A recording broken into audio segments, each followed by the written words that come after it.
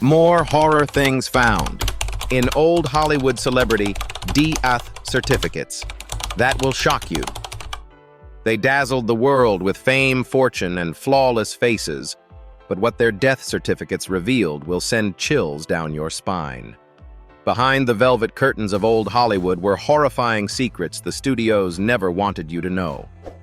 From bodies riddled with track marks to stars so disfigured they were unrecognizable at the morgue. This is the side of fame they never put on camera. Think you know how your favorite legends died? Think again. Before we uncover the most disturbing truths, hit that like button, subscribe to Legends of Black Excellence, and turn on the bell because this is one video you won't forget. Thelma Todd. On December 16, 1935, Thelma Todd, beloved for her comedic flair and sparkling presence alongside the Marx Brothers and Laurel and Hardy, was found dead in her Lincoln Phaeton, slumped in the front seat, with blood at her nose and foam around her mouth. Parked in the garage above her Pacific Palisades cafe, her lifeless body ignited immediate suspicion. Her death certificate read accidental carbon monoxide poisoning, but not everyone was convinced. Todd was only 29. The official version claimed she fell asleep in her car engine running with the garage door closed. But why was she there in an evening gown with a fur coat 12 hours after being dropped off from a party? Her car's position didn't suggest a planned retreat. And her relationship with Roland West, her business partner and rumored lover, had grown tense. He later admitted he locked the garage door from the outside that night. Even more puzzling, Todd had bruises on her face and a broken nose, injuries left unexplained by carbon monoxide alone. The inquest was rushed. No autopsy photos were taken and the toxicology report was limited. Some speculated mob connections were involved, especially with Lucky Luciano, allegedly wanting a piece of her cafe business. Todd had reportedly refused.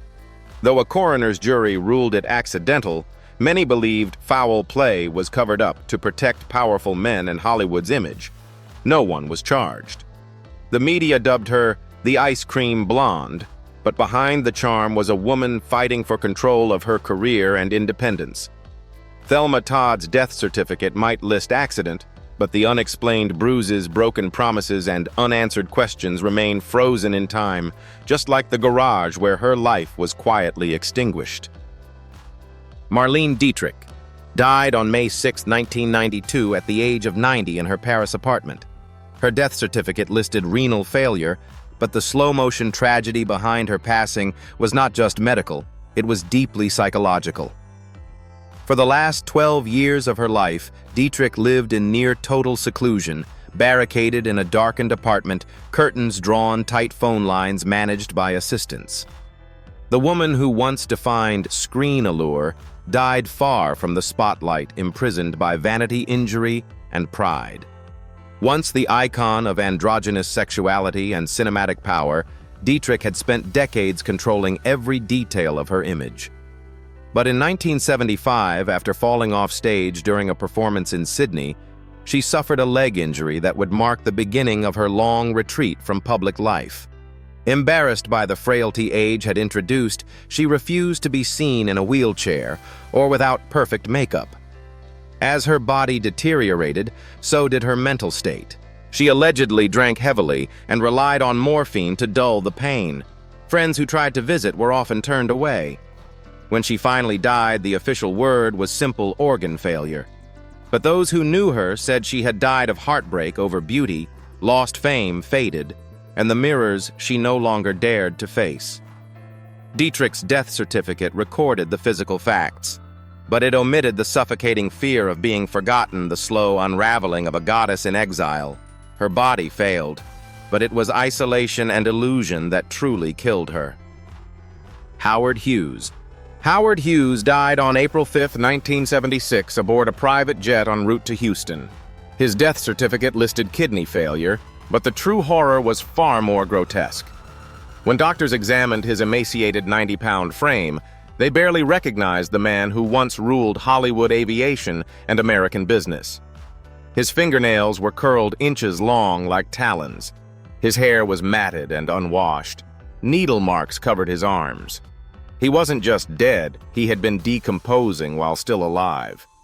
Hughes was once the definition of American ambition film producer, aviation pioneer, billionaire recluse.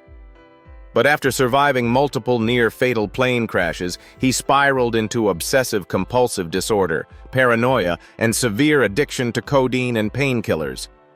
By the 1960s, he had disappeared from public view, entirely shuttered inside hotel penthouses with blackout curtains, bottles of urine, and paid aides who obeyed without question. Medical records after his death revealed shocking details. Malnutrition, bed sores, broken needles embedded under his skin. His teeth were rotting. His kidneys had long been failing due to years of untreated illness and drug abuse. The autopsy confirmed he had died in agony, a prisoner in a body he had once pushed to the limits of human performance. But no death certificate could capture the psychological decay. Hughes had gone from the world's most eligible bachelor to a ghost hiding behind sealed hotel doors. When he died, there was no family present, only aides and an airplane crew desperate to get him medical help too late. The certificate called it kidney failure. But the real cause was a life imprisoned by obsession addiction and a fame so vast it devoured its own creator. Charlie Chaplin. Charlie Chaplin passed away peacefully in his sleep on December 25, 1977, at the age of 88, in Corsier-sur-Vevey, Switzerland. His death certificate listed natural causes, a gentle end for a man who had lived through wars, scandals, exile, and reinvention. But while his passing was quiet, what came after was anything but, and it added an eerie final chapter to the life of one of cinema's greatest legends. Chaplin had already endured one of Hollywood's most politically charged downfalls. In the 1950s, during America's Red Scare, his progressive views and refusal to become a U.S. citizen led to his exile from the country that made him a star. He was labeled a communist sympathizer and banned from re-entry after a trip abroad. The man who gave the world The Kid and Modern Times spent his final decades far from Hollywood's glow. But the strangest twist came after his death. In March 1978, just 3 months after his burial, grave robbers exhumed Chaplin's coffin from a Swiss cemetery and held it for ransom. They demanded $600,000 from his widow, Una. She refused. Police launched a massive investigation, eventually capturing 2 mechanics who had buried the coffin in a nearby cornfield. The macabre theft shocked the world. Chaplin's body was reburied in a reinforced concrete vault to prevent future desecration. Though the official cause of death was age-related decline, Chaplin's story didn't end there. His legacy, both comedic and controversial, refused to rest quietly. From exile to posthumous extortion, his life and death reflected the tension between genius and scandal, brilliance and rejection. Charlie Chaplin made the world laugh. But his death certificate, followed by a bizarre, chilling theft, reminds us that even legends aren't immune to the grotesque whims of others not in life and not in death. Carole Lombard. On January 16, 1942, Carole Lombard, one of Hollywood's brightest stars and the wife of Clark Gable, boarded Transcontinental and Western Air Flight 3 after a triumphant war bond tour that raised over $2 million in a matter of days. She was flying home to Los Angeles when tragedy struck. The plane collided with the rocky side of Mount Potosi near Las Vegas, Nevada, killing all 22 passengers aboard, including Lombard's mother and press agent. The impact of the crash was catastrophic. Investigators arriving on the scene described a devastating landscape of twisted metal, melted belongings, and human remains so badly burned and fragmented that standard identification procedures were impossible. There were no fingerprints to collect, no intact facial features to observe. It was only when recovery crews found a simple piece of jewelry, a wedding band engraved with "To My Wife" from Clark, that officials confirmed her identity. Lombard's death certificate listed the cause of death as multiple traumatic injuries, but that clinical phrase failed to convey the scope of devastation at the crash site. The explosion and resulting fire had obliterated most of the aircraft. Rescue workers had to hike rugged terrain in freezing weather to access the wreckage. One emergency responder later called it the worst recovery mission he had ever endured. Clark Gable rushed to Nevada upon hearing the news. At the crash site, when handed the scorched ring, he reportedly broke down in silence. He stayed nearby for days, participating in recovery efforts, despite being advised not to view the remains. Carol Lombard was only 33. Her final moments remain largely unknown, but her legacy endures not just through film, but through a symbol of love so strong it was the only thing that survived the flames. Albert Decker. When Albert Decker failed to appear for a dinner party in May 1968, his fiancée grew concerned and entered his Hollywood apartment. What she discovered would become one of the most unsettling scenes in celebrity death history. Decker, 62, was found nude in his bathroom, his body tied with cords, blindfolded, and gagged with vulgar phrases scrawled in lipstick across his chest, torso, and thighs. Around his neck and wrists were elaborate knots that suggested bondage, but investigators initially found no signs of forced entry. The Los Angeles coroner listed his cause of death as accidental, specifically asphyxiation related to autoerotic activity. This was recorded on the death certificate in dry, coded language, accidental event due to autoeroticism. But the scene's details sparked endless speculation. Friends and colleagues were shocked. Missing items, including cash and camera equipment, suggested possible robbery, though nothing else in the apartment was disturbed. The strange positioning of the body, the crude messages, and the lack of struggle led many to believe Decker may not have died alone. Yet law enforcement concluded that no other person had been involved. Despite his respected political service in the California State Assembly and a long career in stage and screen, Decker's final headline became a grotesque urban legend. Even today, questions linger. Why was a man known for being disciplined and politically active discovered under such humiliating circumstances? Did someone clean the scene before police arrived? Was there foul play that was never investigated thoroughly? Or was it, as the records say, a tragic accident tied to private behavior? Albert Decker's death certificate closed the case with a phrase that offered no closure. But the disturbing facts surrounding his final moments left behind a narrative that refuses to be buried. Gig Young. On October 19, 1978, the concierge at Manhattan Plaza in New York City discovered a silent apartment containing an unthinkable tragedy. Inside were the lifeless bodies of Gig Young Academy Award winner for They Shoot, Horses Don't They, and his new wife, 31-year-old Kim Schmidt, a rising star in the modeling world. They had been married for just 21 days. The revolver found near the scene left no ambiguity. Young had shot Kim before turning the gun on himself. His death certificate recorded self-inflicted gunshot wound, while hers listed homicidal injury by firearm. But what the paperwork couldn't explain was how sudden and inexplicable the incident seemed to those who knew him. Friends claimed Young had recently expressed renewed optimism about his career and personal life. He had booked new work and was reportedly deeply in love with Kim. Yet beneath the surface, Young had long battled demon struggles with alcohol dependency, bouts of depression, and professional decline. By the late 1970s, the charismatic actor had gone from celebrated star to cautionary tale. Toxicology reports revealed he had small traces of medication in his system, but nothing that indicated he was impaired or incapable of understanding his actions. There was no suicide note, no recorded argument, and no call for help. The apartment was described as eerily clean, the scene disturbingly quiet. Forensic teams confirmed there were no signs of forced entry or physical altercation. It was as if everything had happened in a vacuum, swift, cold, and irreversible. Kim Schmidt had just begun her ascent. Young, at 64, was trying to reclaim lost ground.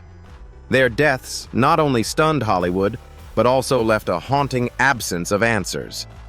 Gig Young's final act remains one of the industry's most confounding and devastating curtain calls.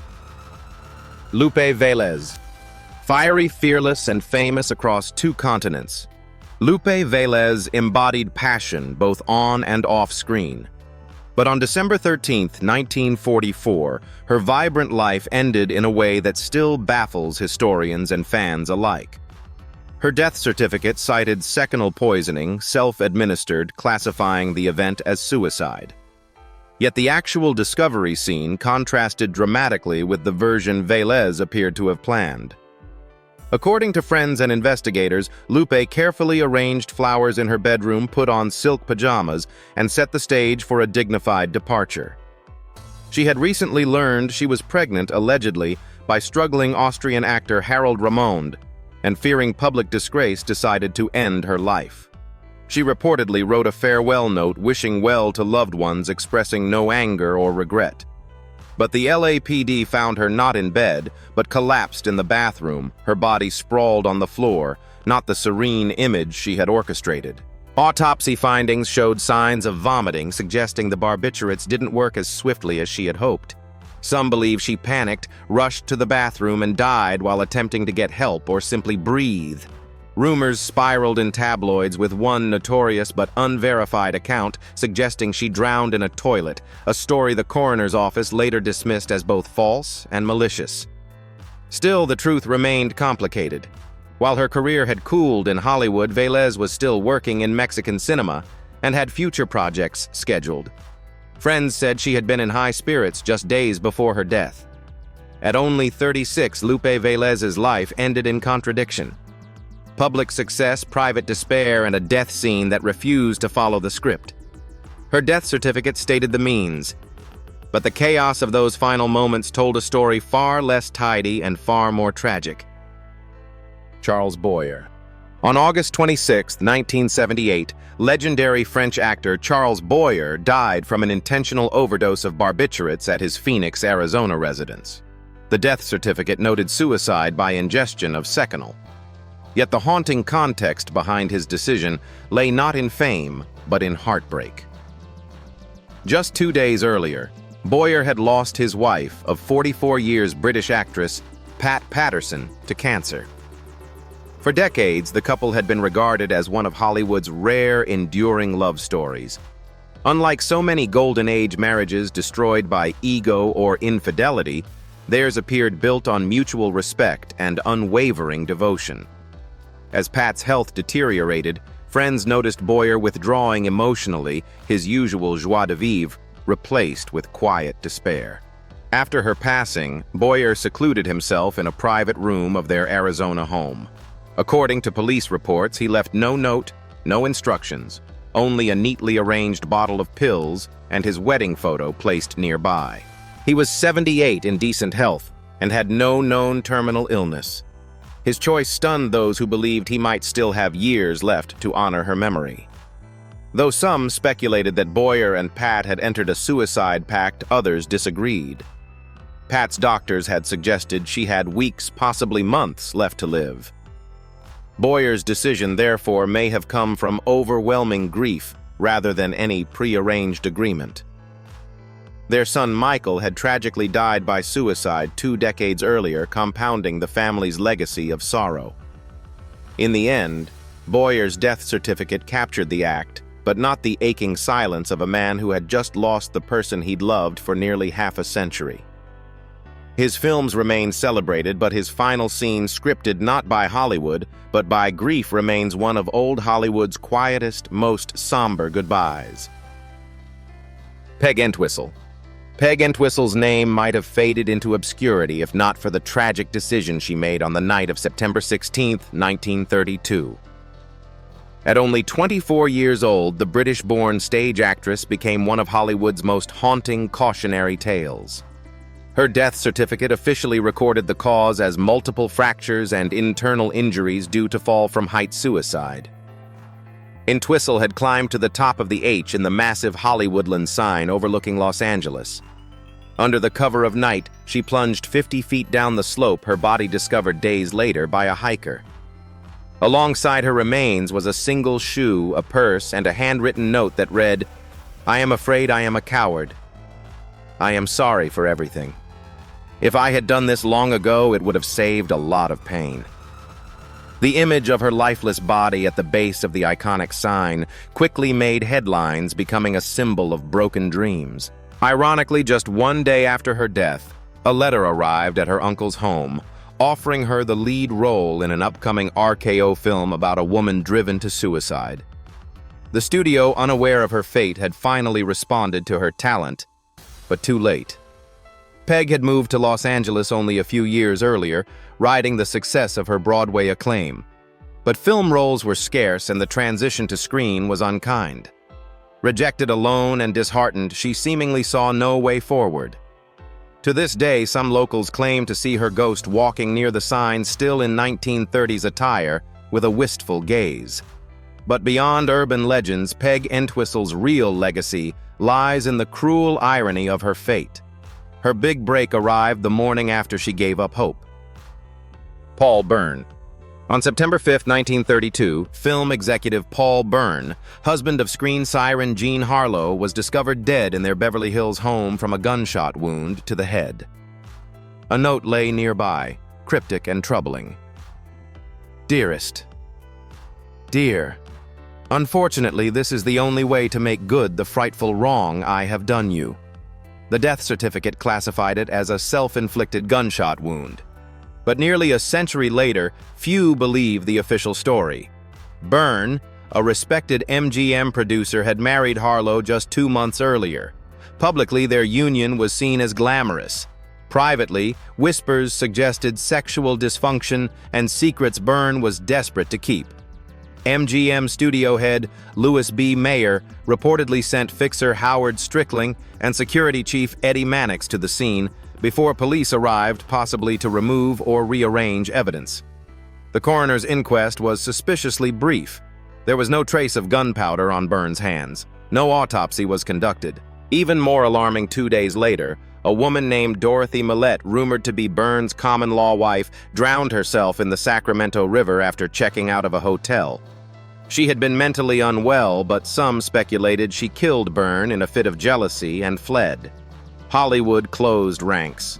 Jean Harlow, shaken but silent, returned to work within weeks.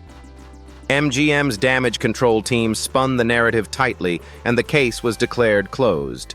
But inconsistencies haunted the story, missing time gaps, an unregistered firearm, and a note that read more like a studio script than a suicide confession.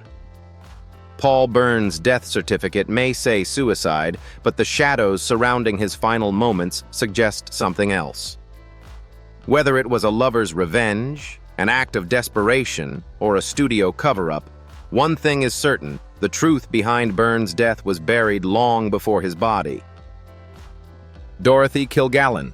Dorothy Kilgallen, famed columnist and television personality, was found dead on November 8, 1965, slumped in a chair in her Manhattan townhouse. She had been working on a tell-all book about the JFK assassination, and according to friends, claimed she was about to blow the case wide open. Her death certificate listed the cause as acute ethanol and barbiturate intoxication, circumstances undetermined. Yet the circumstances were anything but ordinary. Kilgallen was a respected reporter known for her sharp wit on What's My Line, but behind the scenes, she was conducting her own investigation into the death of President John F. Kennedy. She had interviewed Jack Ruby, the man who killed Lee Harvey Oswald, in private, something no other journalist accomplished. She kept her notes hidden even from family and colleagues. When she was found, the scene appeared staged. Her makeup was perfectly applied, hair immaculate. Yet she wore reading glasses she never used and was found in a bed not her own. Her final manuscript and interview notes were missing. Some speculated the coroner's report, citing a mix of alcohol and seconal, was too neat. A second autopsy was never performed, and New York authorities never reopened the case. Kilgallen was only 52. Friends and colleagues insisted she wasn't depressed or suicidal. In fact, she had dinner plans that evening and was scheduled to appear in court the next morning. Even her husband and children believed something had gone terribly wrong. Her death remains a lightning rod for conspiracy theorists, but unlike many, her suspicions were rooted in facts. She had documents access and the determination to uncover what others feared. Whatever truth Dorothy Kilgallen hoped to reveal died with her, or perhaps was silenced before it could speak. William Desmond Taylor. On the morning of February 2, 1922, William Desmond Taylor, an acclaimed director of over 60 silent films, was found dead in his Los Angeles bungalow. The 49-year-old had been shot once in the back, execution style. His death certificate simply stated homicide by gunshot wound, but the chaos that followed was anything but straightforward. Taylor's murder to this day remains officially unsolved and is one of Hollywood's most baffling cold cases. The investigation was immediately compromised. Before police could properly assess the scene, Paramount executives allegedly ransacked Taylor's home, removing personal letters and photographs. When detectives finally arrived, they found a chaotic tableau. His body had been moved and crucial evidence likely tampered with. Even the time of death was misreported at first. Suspicion quickly fell on numerous people within his inner circle.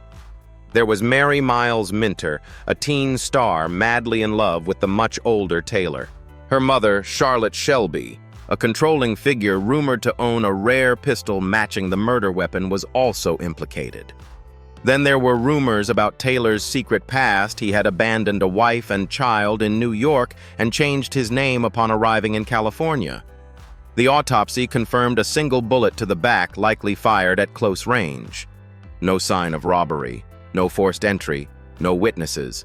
The killing appeared personal, but no one was ever arrested. Years passed, suspects died, and the case quietly disappeared from the headlines. Hollywood, still in its infancy, was rocked by the scandal. Studios tightened control over stars, fearful that more sordid truths would emerge. Taylor was buried with full honors, but the secrets surrounding his death were buried deeper. His death certificate offered closure, but the unanswered questions still linger like a ghost in the reels of cinema history. Jean Harlow. On June 7, 1937, Jean Harlow, Hollywood's original platinum blonde, died at just 26 years old. Her death certificate listed the cause as acute uremia due to kidney failure.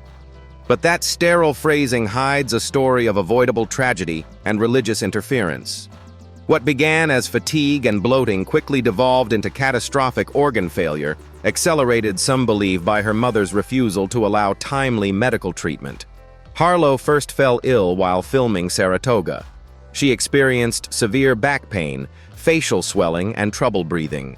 Her co-stars, including Clark Gable, noticed her declining health and urged intervention.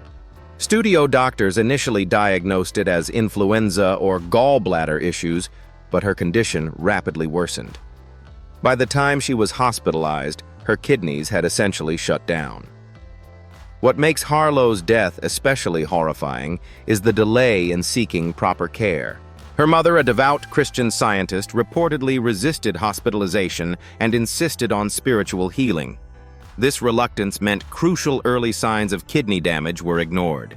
By the time doctors were allowed to step in, Jean was in irreversible renal failure complicated by cerebral edema. She slipped into a coma and died within days. The autopsy confirmed what doctors feared. Both kidneys were shrunken with widespread infection. Antibiotics that might have prolonged her life were not yet widely available, but earlier detection and treatment could have given her a fighting chance. Hollywood mourned loudly, but questions persisted. How could a star under 24/7 studio care fall so gravely ill without anyone stepping in sooner? MGM quickly finished Saratoga, using a body double eager to salvage the investment. Jean Harlow's death wasn't just a loss, it was a preventable medical crisis turned fatal by misplaced faith and systemic inaction. Her death certificate said natural causes, but what really killed her was silence, delay, and a mother's blind devotion. Bela Lugosi. Bela Lugosi, immortalized as Count Dracula in the 1931 Universal classic, died on August 16, 1956, at age 73. His death certificate listed myocardial infarction as the cause, heart failure brought on by years of poor health. But the quiet nature of his passing contrasts sharply with the torment that defined his final decades. Lugosi didn't just die from a bad heart. He died a victim of studio neglect, financial ruin, and a deepening addiction. Long after his cinematic peak, Lugosi was reduced to B-movie roles and public appearances in full Dracula attire, an image both iconic and imprisoning. Privately, he battled a morphine addiction he developed after undergoing back surgery in the 1930s.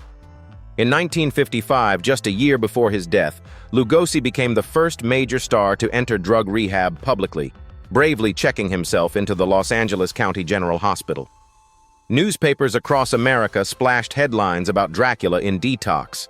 Though he briefly emerged sober, he was never truly free from the monster Hollywood had made him. He lived in a small apartment, estranged from his son, and living largely on the charity of fans and filmmaker Ed Wood, who cast him in low-budget horror films like Plan 9 from Outer Space. Lugosi died in bed alone and penniless. In death, Lugosi was once again consumed by the character he couldn't shake. His son later said Bela had never wanted to be buried in his Dracula cape, but his final wishes were either misunderstood or ignored. He was laid to rest wearing it, completing a tragic irony. The man who gave the world one of cinema's most enduring villains was ultimately buried under its shadow. His death certificate named the organ that failed, but it could not capture the life crushed under the weight of a legend. Jayne Mansfield. On June 29, 1967, Jayne Mansfield, actress, mother, and sex symbol of the 1950s, was killed instantly in a horrific car accident just outside New Orleans. She was 34. Her death certificate clinically recorded the cause as crushed skull with avulsion of cranium and brain. But the truth behind those words was far more gruesome and largely censored at the time due to its graphic nature. Mansfield was traveling in a Buick Electra, with her driver, her lawyer companion Sam Brody, and 3 of her children asleep in the back seat, including future actress Mariska Hargitay. Around 2:25 a.m., the car slammed into the rear of a tractor-trailer that had slowed behind a Mosquito fog truck. The car's front end slid under the truck's rear, instantly killing all 3 adults in the front. The children, shielded in the back seat, miraculously survived with minor injuries. The damage was so severe that rumors quickly spread claiming Mansfield had been decapitated. Though that was inaccurate, her scalp was severely torn, but her head remained attached. The rumor persisted for decades, fueled by blurry accident photos and misreported headlines. Autopsy results revealed massive cranial trauma. Her death was instantaneous, but grotesque. The incident shocked Hollywood and the public, prompting the National Highway Traffic Safety Administration to introduce the Mansfield Bar, a rear underride guard now standard on most trucks, to prevent similar fatalities. Mansfield was more than just a blonde bombshell. A Mensa member with an IQ of 163, she had aspirations far beyond her bombshell image. But in the end, the spectacle of her death overshadowed her intellect, ambition, and maternal devotion. Her death certificate documented physical destruction, but the true horror was in how she became a cautionary tale used more in tragedy than she was ever respected in life. James Dean. On September 30th, 1955, James Dean, Hollywood's rising rebel and symbol of 1950s angst, was killed in a violent car crash near Cholum, California. He was just 24. His death certificate cited multiple traumatic injuries and a broken neck, but that couldn't capture the ferocity of the crash that ended one of the most promising careers in American cinema. That afternoon, Dean had been driving his Porsche 550 Spyder, a sleek silver race car he had nicknamed Little Bastard. His mechanic, Rolf Wutherick, was in the passenger seat. On their way to a race in Salinas, a 1950 Ford Tudor driven by Donald Turnipseed crossed into Dean's path while making a left turn. Dean had the right of way, but little time to react. The impact was catastrophic. The Porsche was almost cut in half. Dean's body was crushed beneath the wreckage. His neck snapped on impact, killing him instantly. Wutherick was thrown from the vehicle and survived with serious injuries. Turnipseed walked away largely unharmed. Strangely, Dean had been cited for speeding just hours before the crash. And even more eerie were the tales of the Porsche being cursed. After the crash parts salvaged from Little Bastard were involved in several accidents, injuries, and deaths, fueling rumors of supernatural vengeance tied to Dean's rebellious image. Dean had only completed 3 major films east of Eden: Rebel Without a Cause and Giant. 2 of those were released posthumously. Though his career was brief, his cultural impact was immense. The sight of his mangled Porsche and the boyish face that graced magazine covers days before left fans stunned. James Dean's death certificate reads like any crash report. But in reality, it marked the abrupt end of a talent so raw and untamed even Hollywood couldn't keep up. The wreckage remains a symbol of beauty lost in motion.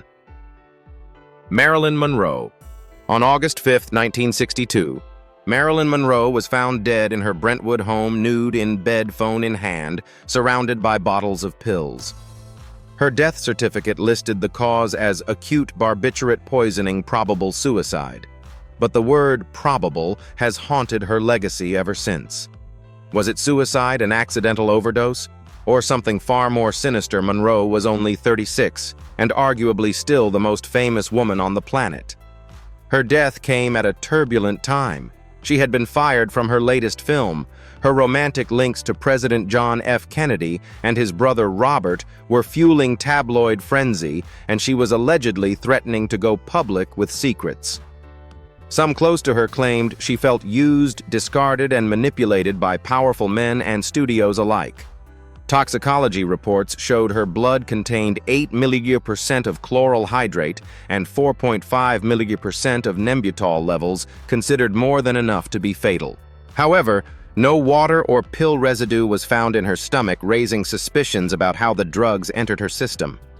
The scene was too neat, her body perfectly positioned, phone placed in hand.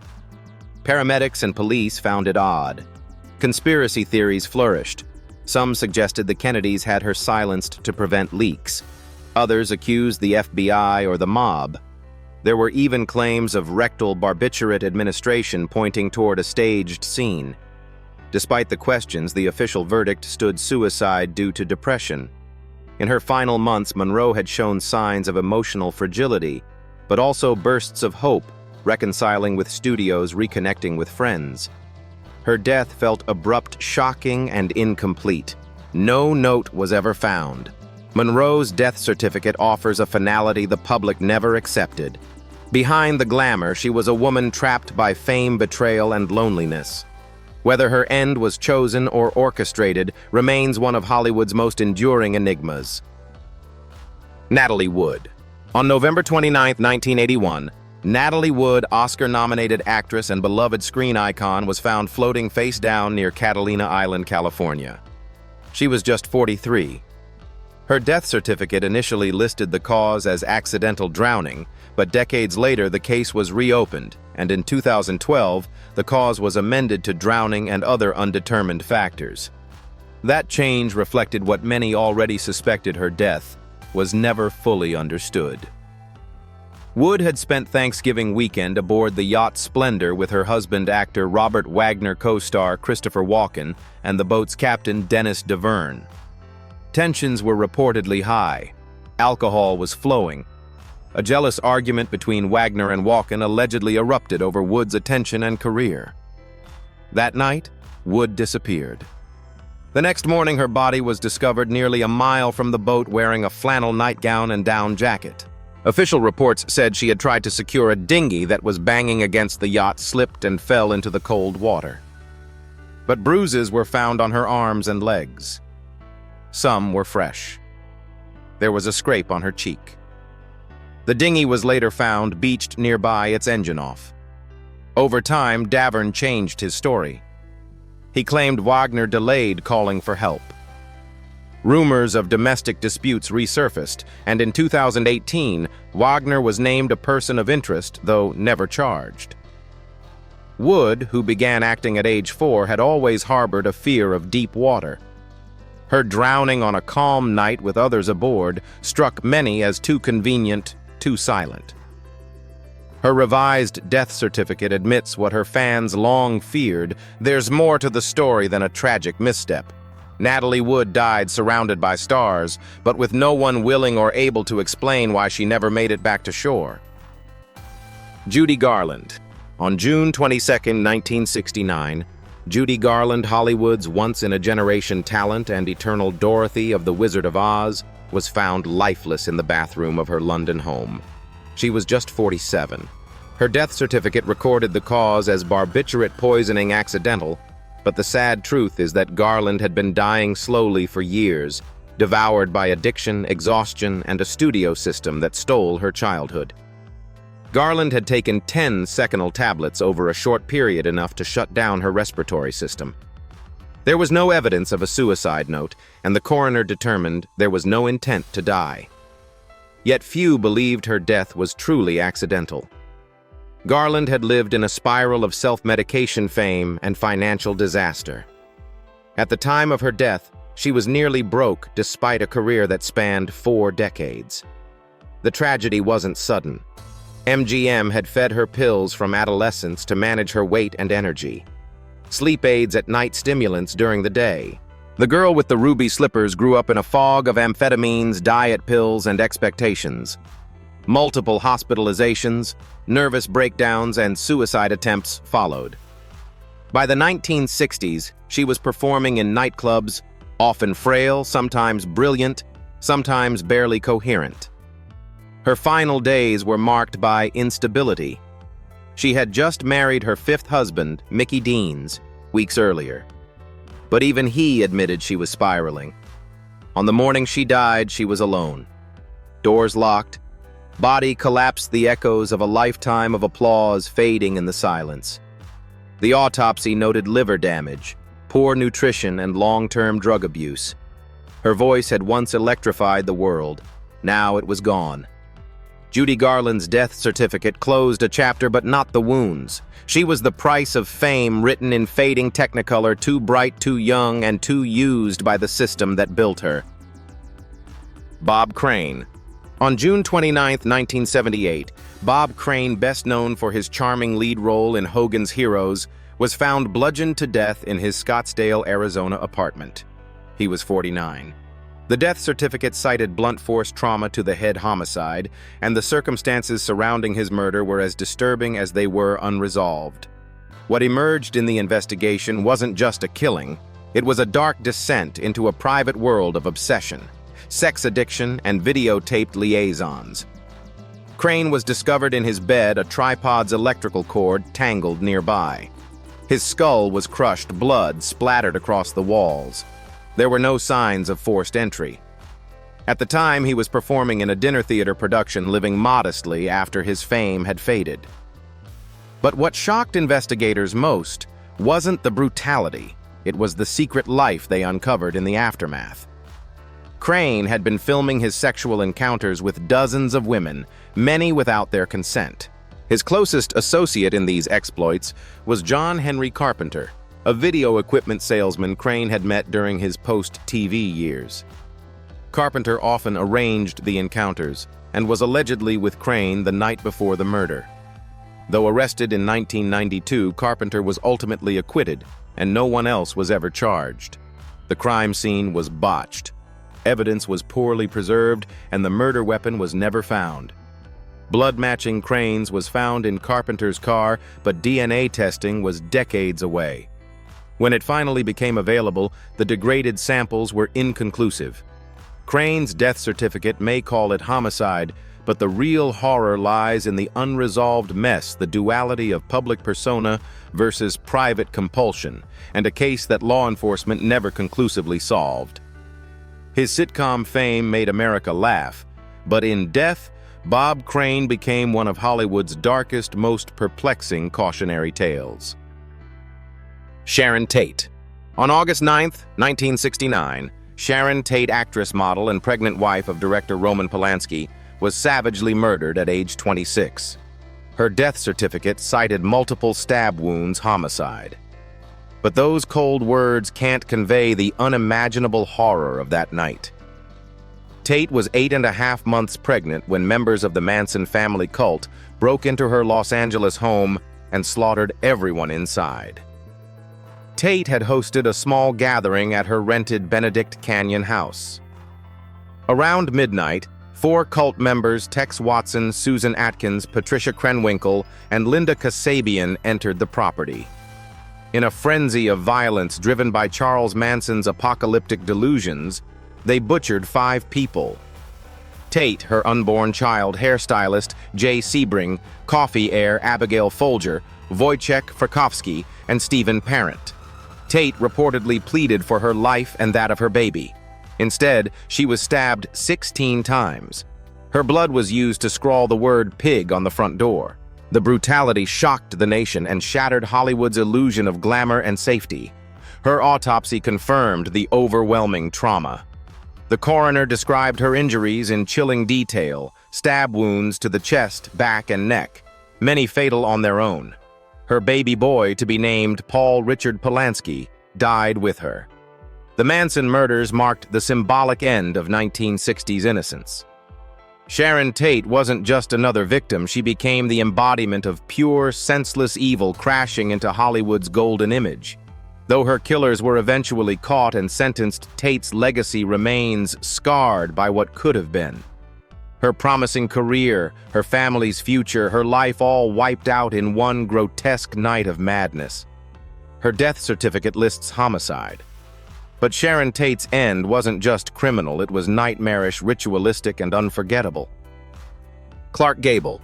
Clark Gable, forever remembered as Rhett Butler in Gone with the Wind, died on November 16, 1960, at age 59. His death certificate noted coronary thrombosis due to arteriosclerosis. But beneath the clinical phrasing was a life scarred by war trauma, physical strain, and the demands of an unforgiving Hollywood system that worked its stars to the brink. In his final years, Gable was struggling with deteriorating health. A heavy smoker who consumed up to 3 packs a day, he also drank regularly and lived with years of emotional weight following the tragic death of his 3rd wife, Carol Lombard, in a plane crash. Gable blamed himself for encouraging her to travel during World War II, and after her death, he spiraled into depression and recklessness. In 1942, he enlisted in the U.S. Army Air Forces and flew combat missions in Europe, experiences that aged him rapidly and left lingering psychological scars. Returning to Hollywood, he found himself out of step with post-war cinema, but continued to take on demanding roles. His final film, The Misfits, pushed his health over the edge. The desert conditions, extreme heat, and grueling physicality required by the role paired with crash dieting and stunts were too much. Just days after wrapping, Gable suffered a massive heart attack. He lingered in a hospital bed for 10 days before succumbing. The autopsy confirmed advanced heart disease, enlarged ventricles, and blocked arteries years in the making, but likely triggered by the intense stress of filming. MGM had built him into a masculine icon, and he worked to maintain that image until the very end. Clark Gable's death certificate may cite thrombosis, but his heart had been breaking long before from personal grief, wartime trauma, and a system that pushed legends past their limits. Loretta Young. Loretta Young, one of the most respected actresses of Hollywood's golden age, passed away peacefully on August 12, 2000, at the age of 87. Her death certificate recorded ovarian cancer as the cause. But unlike the others on this list, the horror tied to Young's life wasn't found in her death. It was buried in the quiet, long-held secret surrounding her most guarded personal scandal, the birth of her secret daughter with Clark Gable. In 1935, during filming of The Call of the Wild, Young had an affair with Gable, her married co-star. Months later, she vanished from the spotlight under the guise of illness, secretly giving birth to a daughter named Judy Lewis in Los Angeles. To maintain her wholesome image and avoid Hollywood's moral judgment, she placed the baby in an orphanage for over a year later, adopting her publicly to appear charitable. Young maintained the deception for decades, never telling her daughter the truth, even as Judy grew up with Gable's unmistakable ears and chin. The emotional damage was lasting. It wasn't until Lewis published her memoir in the 1990s that the full story came out, and even then, Young resisted acknowledging the affair as non-consensual. It was only in her later years that Loretta admitted to friends that what happened with Gable may have been closer to date rape, a term not widely understood in the 1930s. She reportedly said, "We didn't have the language for it back then." While her death was quiet and free of violence, the document that ends her life fails to reflect the decades of silence, shame, and emotional manipulation that shaped it. Young's legacy is dual: a respected actress with a devout Catholic image and a woman who spent her life hiding the consequences of a power imbalance she never chose to reveal. Joan Crawford. Joan Crawford died on May 10, 1977, at the age of 72. Her death certificate listed acute myocardial infarction, a heart attack. But as with everything in Crawford's life, her passing was surrounded by performance secrets and haunting aftermaths that still fuel conversation today. By the time she died, Crawford had been reclusive for years. Gone were the glamorous gowns and iconic eyebrows. She lived in a Manhattan apartment, increasingly isolated, communicating mostly through letters and declining public appearances after an unflattering photo was published in 1974. That moment reportedly led her to declare, "If that's how I look, then they won't see me again." In life, Crawford had controlled every aspect of her image. But after her death, the mask began to crack. Her adopted daughter, Christina Crawford, published the bombshell memoir, Mommy Dearest, claiming years of physical and emotional abuse. Allegations of beatings, manipulation, and terrifying discipline contradicted Joan's image as a fiercely dedicated mother and Hollywood matriarch. The death certificate may have closed the chapter medically, but the emotional chaos it unleashed reopened her legacy to scrutiny. In a final act of personal agency or punishment, Joan disinherited her two eldest children, stating, "It is my intention to make no provision, for reasons which are well known to them."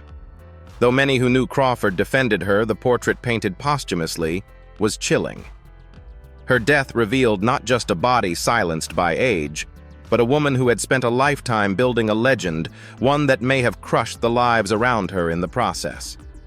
The horror in Joan Crawford's story wasn't in how she died, but in the alleged damage she left behind, hidden in bruises, broken trust, and the rigid perfection of a woman never willing to be seen as weak. Errol Flynn. Errol Flynn, swashbuckling icon of Hollywood's golden age, died on October 14, 1959 at just 50 years old. His death certificate listed myocardial infarction due to coronary artery disease, but the truth behind his death reveals a body ravaged far beyond its years, worn down by decades of hedonism, alcohol, and a lifestyle of excess. When Flynn collapsed in the Vancouver apartment of a 17-year-old companion, Beverly Aidland, it shocked few who had watched his decline. His once dashing looks were long faded, replaced by bloating jaundice and slurred speech. He reportedly drank a fifth of vodka daily and used morphine and other drugs to cope with constant pain. The autopsy revealed a liver swollen to double its normal size, advanced cirrhosis, and blackened lungs. One coroner called his body the worst I've ever seen for a man his age. Flynn had built his brand on danger on-screen, sword fights, off-screen scandals. He was accused of statutory rape in 1942, but acquitted in a highly publicized trial that still left a stain. He flaunted his sexuality, pursued young women, and thumbed his nose at studio executives and social norms alike. By the 1950s, he was nearly unemployable, his reputation outweighed only by his debts. Even in death, Flynn's life bordered on the surreal. When he died, he was planning to sell his beloved yacht and leave Hollywood behind. Instead, he keeled over in front of Audlin's mother. The media swarmed. Autopsy reports made headlines, and rumors swirled. Was it drugs? A heart attack? Foul play? No charges were filed, and the verdict was simple: his heart gave out. But the horror lay not in a single moment, but in the slow decay of a man who burned through his body, fame and fortune leaving behind a legacy as brilliant as it was broken. Rock Hudson. When Rock Hudson died on October 2, 1985, at the age of 59, the cause on his death certificate, AIDS-related complications, was more than a medical diagnosis. It was a cultural earthquake. Hudson became the first major celebrity to publicly succumb to AIDS, and in doing so, shattered the illusion Hollywood had carefully protected for decades. Hudson was the embodiment of mid-century masculinity, square-jawed, tall, and irresistibly charming. His roles in romantic dramas and comedies opposite Doris Day made him a heartthrob. But behind the scenes, Hudson was a closeted gay man in an industry where revealing the truth meant career suicide. He was diagnosed with AIDS in June 1984, but kept it hidden while seeking treatment in France. His appearance quickly deteriorated once strong features, now gaunt skin blotched and frail. In July 1985, he collapsed in a Paris hotel. Days later, his publicist confirmed what had long been whispered: Rock Hudson had AIDS. The revelation sent shockwaves through the entertainment world. Hudson's death certificate made the epidemic impossible to ignore. He had kissed women on screen, attended Republican fundraisers, and been marketed as the American ideal. But in death, he was the face of a crisis that the Reagan administration had long refused to acknowledge. Beyond the headlines, Hudson's death forced the industry and the country to confront its own prejudice. He had lived in fear of being exposed, yet became the accidental martyr of a movement he never asked to lead. His death wasn't just a tragedy, it was a reckoning. Lana Turner. Lana Turner died on June 29, 1995, at age 74 of throat cancer, as listed on her death certificate. But unlike many stars of her era, it wasn't her death that left the deepest scar on Hollywood. It was the violent scandal tied to her daughter and a murdered mobster that kept her name whispered with unease long after the cameras stopped rolling. In 1958, Turner was at the center of one of the most shocking events in Tinseltown history. Her teenage daughter, Cheryl Crane, then just 14, stabbed Turner's abusive lover gangster Johnny Stompanato to death in their Beverly Hills home. The official account was self-defense, and the courts agreed. But the headlines didn't fade. Rumors swirled that Turner had killed Stompanato herself, and that her daughter took the fall. Others suggested Lana used her daughter's trauma to save her career. The coroner's report revealed Stompanato had been stabbed in the abdomen with a kitchen knife, his aorta severed. Turner testified in court, breaking down in tears, her performance praised by the press as Oscar-worthy. The public never truly moved on. Even as she continued acting, the ghost of Stompanato lingered in every article, every interview. Decades later, Cheryl would publish a memoir confirming the story, but doubts still simmered. By the 1980s, Turner battled alcoholism and was diagnosed with cancer.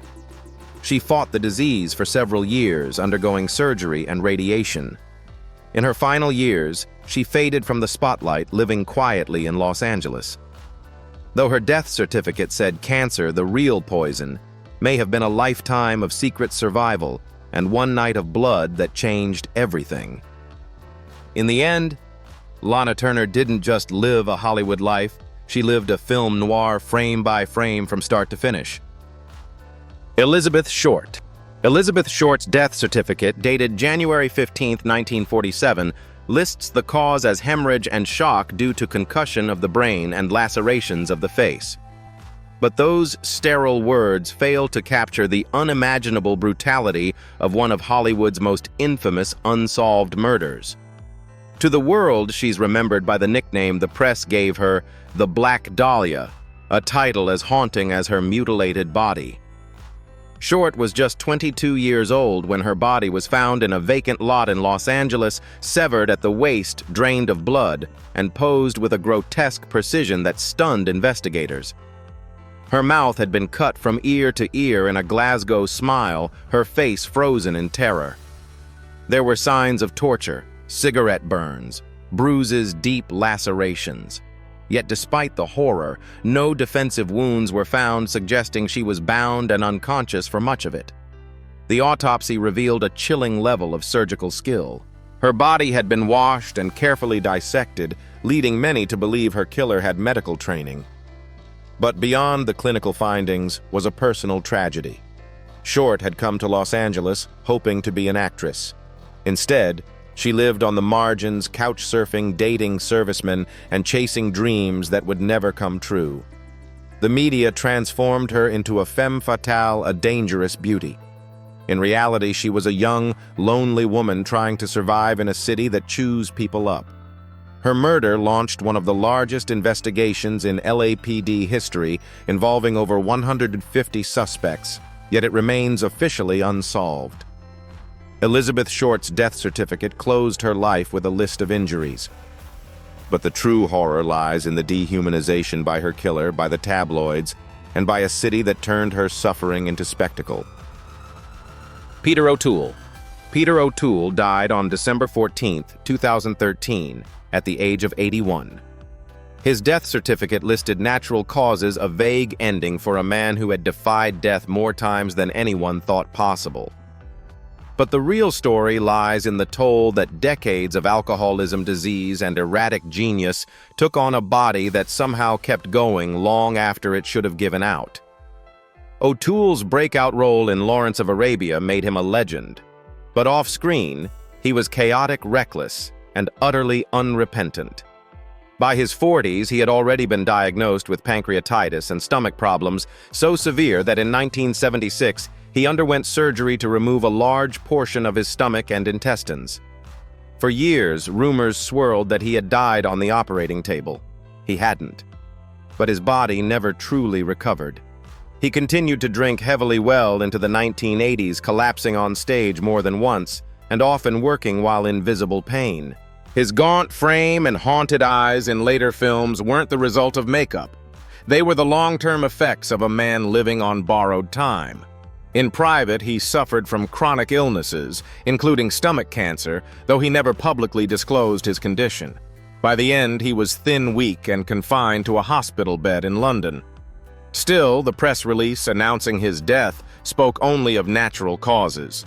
No mention of the battles his body endured for decades.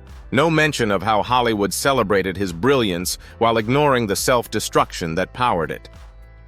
Peter O'Toole was a man of contradictions, fiery and frail, sober, and smashed, brilliant and broken. His death certificate may offer closure, but the real horror was how close he danced with death for years, and how long he stayed just one drink away from disappearing. Spencer Tracy. Spencer Tracy died on June 10, 1967, at the age of 67.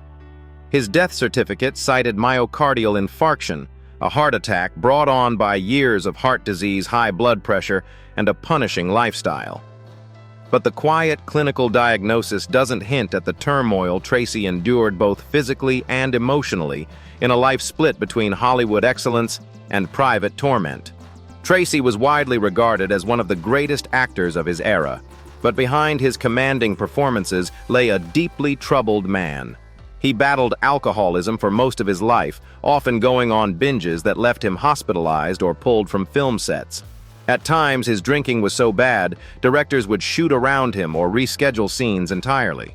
He also carried the lifelong guilt of having a deaf son, a tragedy he blamed on himself and never came to terms with.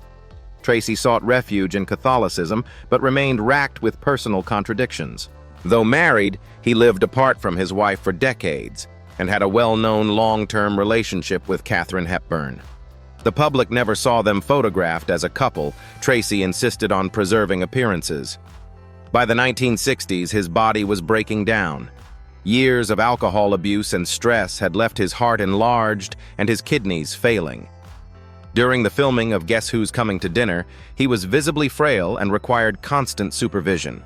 Just 17 days after wrapping, he collapsed in his kitchen dead before help could arrive. The autopsy revealed multiple chronic conditions: congestive heart failure, renal complications, and arterial sclerosis. But the death certificate listed only one line: heart attack. Spencer Tracy's death was inevitable. The real tragedy was how long he carried the weight of guilt, repression, and exhaustion, all while maintaining the image of the stoic leading man. Dean Martin. Dean Martin died on December 25, 1995, at age 78. The death certificate simply listed acute respiratory failure due to emphysema, but the story behind his final years reveals a haunting unraveling of one of Hollywood's smoothest icons. For decades, Martin had been the king of cool drinks in hand tuxedo, perfectly pressed a sly grin, always ready. But behind the velvet voice and Rat Pack swagger, his body was slowly drowning in smoke and grief. A chain smoker since his teens, Martin was known to go through up to 4 packs a day. On stage, the cigarette was part of his persona. Off stage, it was a crutch. His lungs paid the price. By the 1990s, he had been diagnosed with advanced emphysema. Oxygen tanks became a necessity, but he rarely let the public see him with one. The real blow, though, came in 1987 when his son Dean Paul Martin Jr. died in a military jet crash.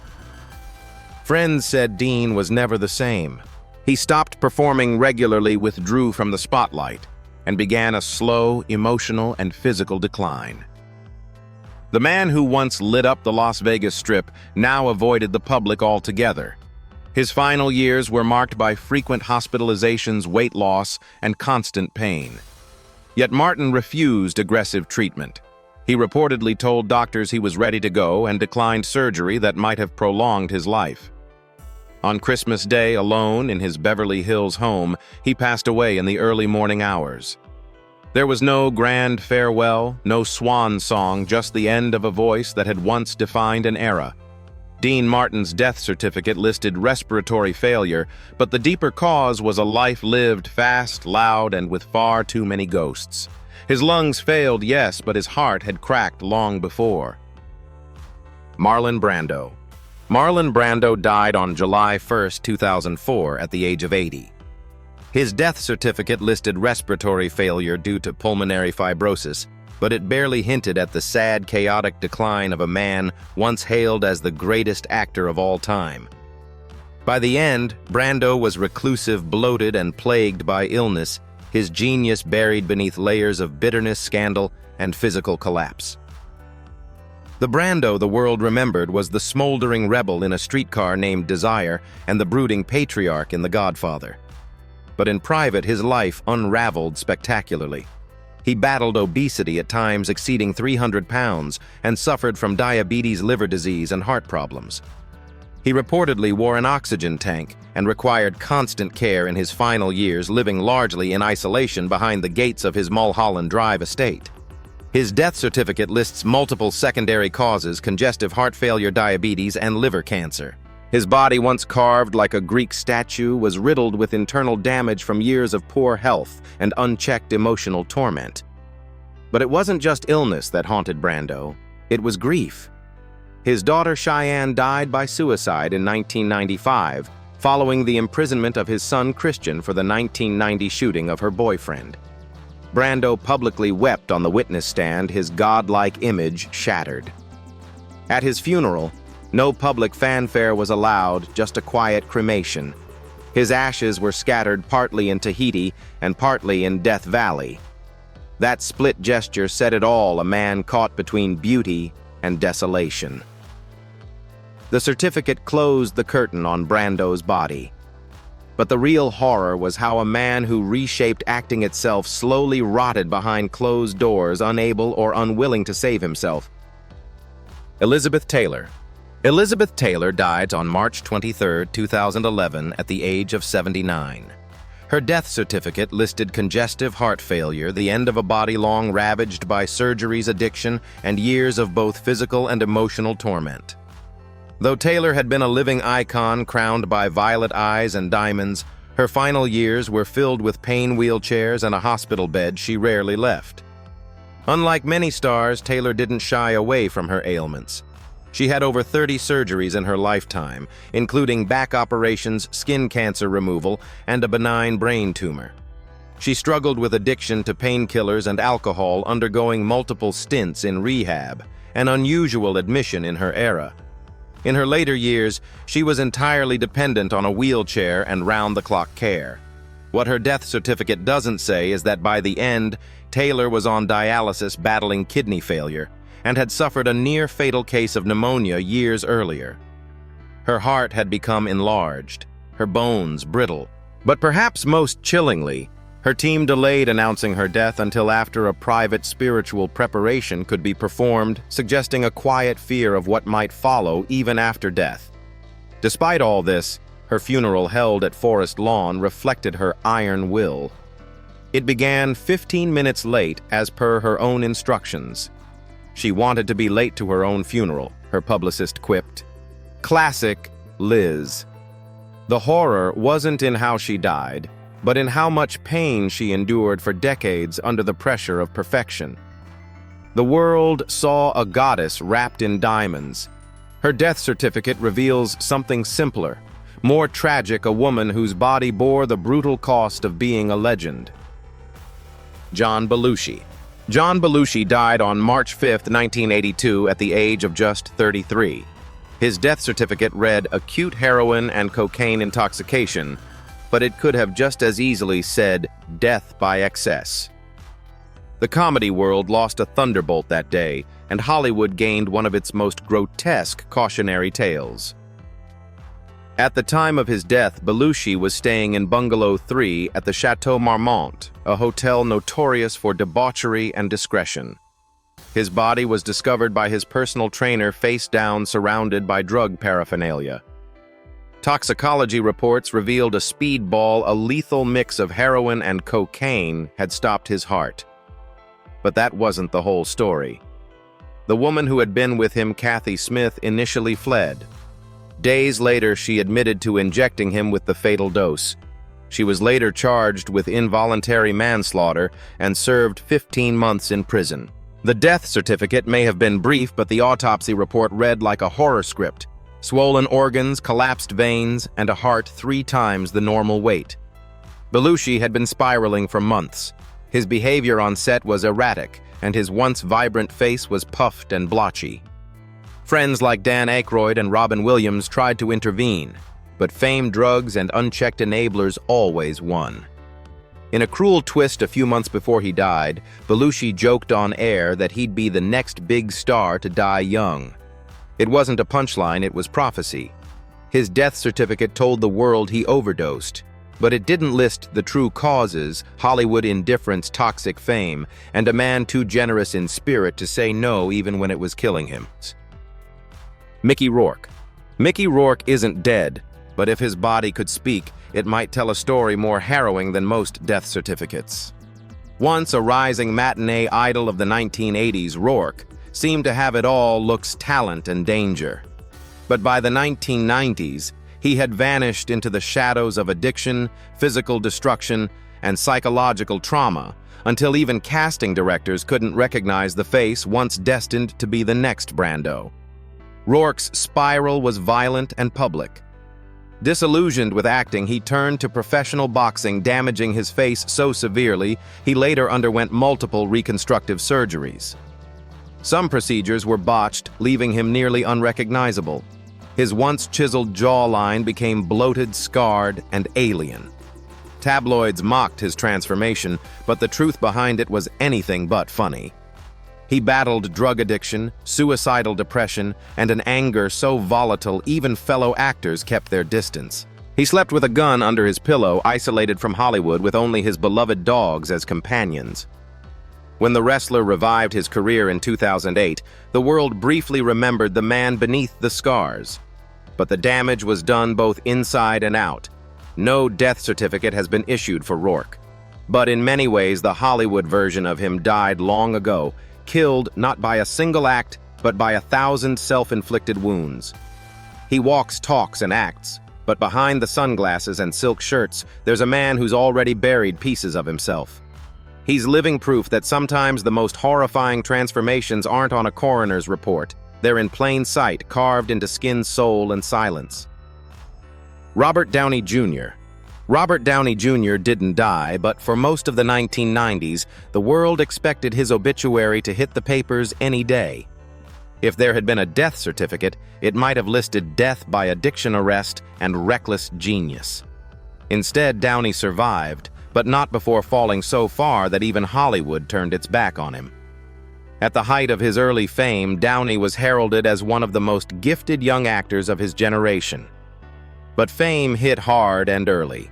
Raised in a household where drugs were normalized, his father reportedly gave him marijuana at age 6. Downey spiraled into a near-constant cycle of arrests, overdoses, and rehab stints by his late 20s.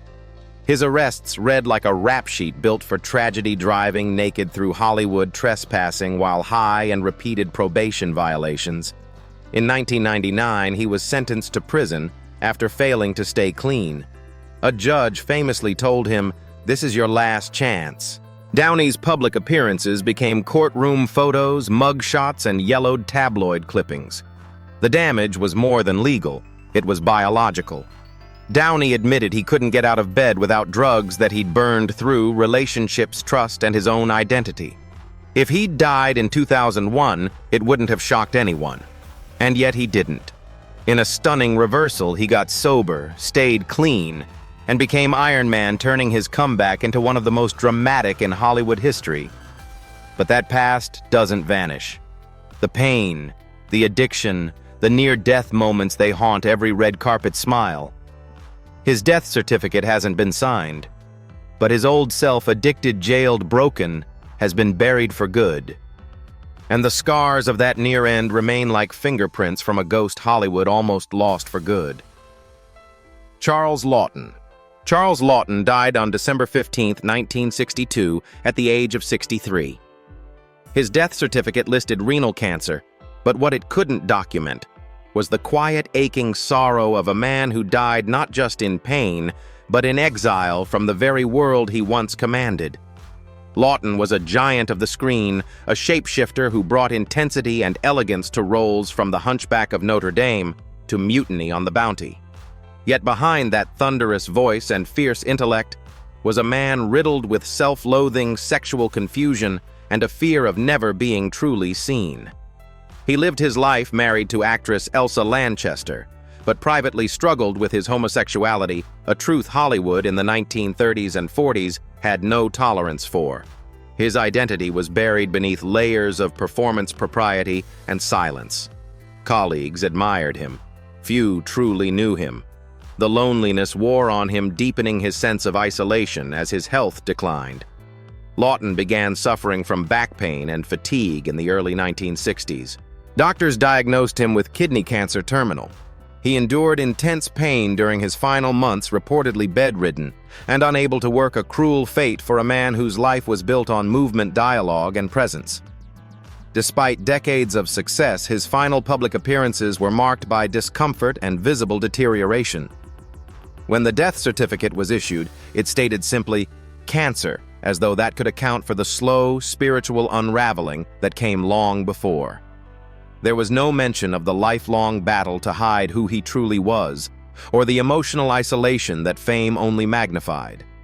Charles Laughton didn't die in scandal or overdose, but the real horror was quieter dying, with the world's applause still echoing, yet feeling utterly alone. Ronald Reagan. Ronald Reagan died on June 5, 2004, at the age of 93. His death certificate listed pneumonia complicated by Alzheimer's disease. But what it could never reveal was the slow, devastating erasure of one of the most iconic public figures of the 20th century. Before he led the free world, Reagan was a matinee idol, a golden age actor with a strong jaw and a voice that radiated American optimism. But at the end, he didn't remember any of it. Not the movies, not the presidency, not even his own name. Diagnosed with Alzheimer's in 1994, Reagan spent his final decade slipping into a private abyss, his mind deteriorating while the world watched from a respectful distance. Friends and former aides admitted that by the late 90s, he no longer recognized visitors. He was a shell of the man who once captivated both Hollywood and Washington. His body aged alongside his mind, tremors, infections, and eventually pneumonia that his weakened system couldn't fight off. When he finally died in his Los Angeles home, the moment was quiet, clinical. The public saw flags at half-mast, but they didn't see the horror of a man losing every memory he'd ever made long before his body gave out. His death certificate called it pneumonia, but the real cause was Alzheimer's, the thief that stole Reagan piece by piece until only a name remained. Mae West. died on November 22, 1980, at the age of 87. Her death certificate read, "Stroke, pneumonia, and complications from diabetes," but what it didn't say was that Mae West had spent her final years in defiance of the one enemy even she couldn't seduce: time. West was Hollywood's first true sex symbol. She wrote her own scripts, crafted her image, and never let a studio or man tell her what to do. But even icons are mortal. In her final decade, West clung to her public persona with alarming determination, wearing heavy wigs, caked-on makeup, and walking with assistants while pretending she was still in her prime. Behind the scenes, her health was rapidly deteriorating. She suffered multiple strokes, including one in 1980 that left her partially paralyzed and unable to speak clearly. She was bedridden in her Los Angeles apartment, unable to move the left side of her body with a feeding tube and around-the-clock nursing care. Yet press releases insisted she was resting comfortably. Her autopsy showed a body ravaged by diabetes and vascular disease. Pneumonia set in as her weakened immune system failed, but in true Mae West fashion, even her passing had flair. She died at home surrounded by Art Deco mirrors, her bed draped in satin. The death certificate reported the clinical facts, but it missed the emotional truth. Mae West died battling reality itself, refusing to let the world see her as anything less than immortal.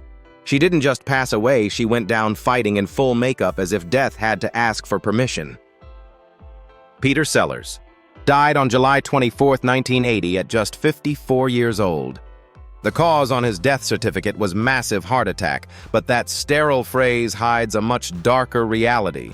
The slow, chaotic collapse of a man who made the world laugh while quietly begging for help no one could give. Sellers was a master of transformation. In Dr. Strangelove, he played 3 roles with chilling brilliance. As Inspector Clouseau, he made generations laugh. But off-screen, he was a mess of contradictions, insecure, volatile, and tormented by deep psychological instability. Diagnosed with heart problems as early as his 30s, he underwent 13 heart attacks in just 1 week in 1964. It was a warning his body never stopped sending. In his final years, Sellers was depressed and increasingly reclusive. He pushed away loved ones, suffered wild mood swings, and relied on psychics and mysticism to make sense of his unraveling mind.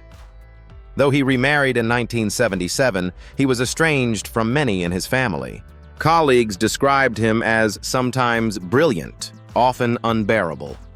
His last days were spent in a London hotel, awaiting heart surgery he wouldn't live to undergo. He collapsed in his suite and never regained consciousness. The hospital pronounced him dead from coronary thrombosis, a fatal blood clot in the heart. But no medical form could document the lifelong emotional torment, the identity crisis of a man who never seemed to know who he truly was unless he was pretending to be someone else.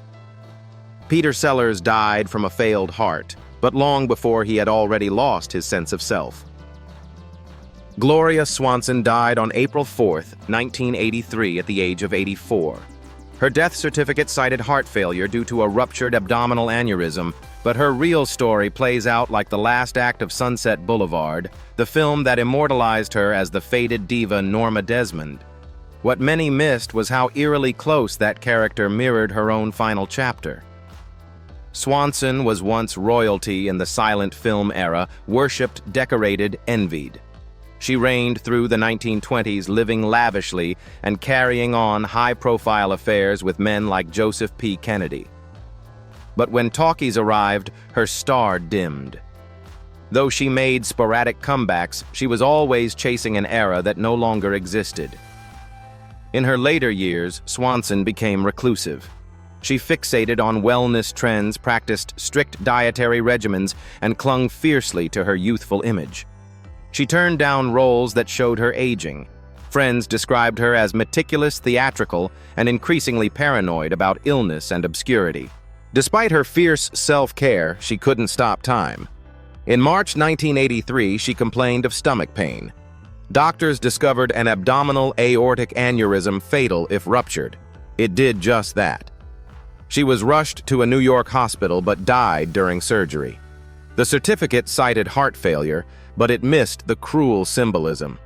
Her body betrayed her just as Hollywood had decades earlier.